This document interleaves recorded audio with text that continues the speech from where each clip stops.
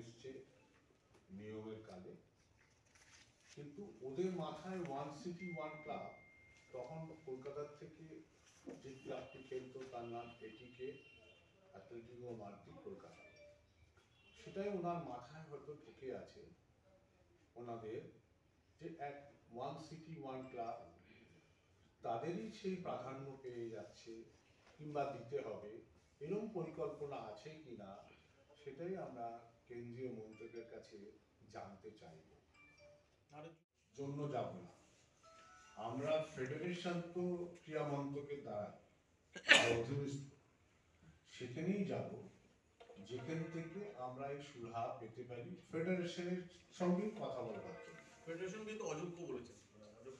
অযোগ্য বলেছি তো, আমরা আপনাদের কাগজ বহু সাংবাদিকের লেখায় কিংবা খবরের কাগজে দেখেছি বহু সময় অযোগ্য শব্দটা ব্যবহার হয়েছে, কখনো আমাদের ক্ষেত্রে, কখনো ফেডারেশনের ক্ষেত্রে, সর্বক্ষেত্রেই অযোগ্য ব্যবহার করা হয়।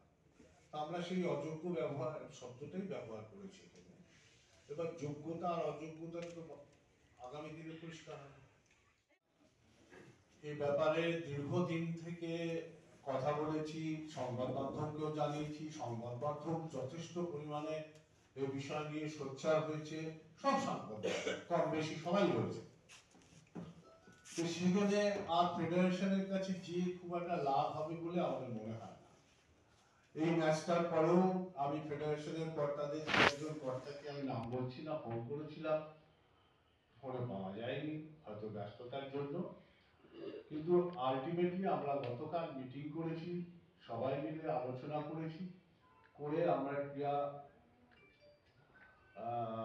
মন্ত্রকের কাছে যাব, ক্রীড়ামন্ত্রীর কাছে দ্বারস্থ হব, তাকে আমাদের বিষয়গুলো সব বলবো, দেখা যাক এক্ষেত্রে কোনো সুরাহার রাস্তা বেরোয় কিনা। নিতুদা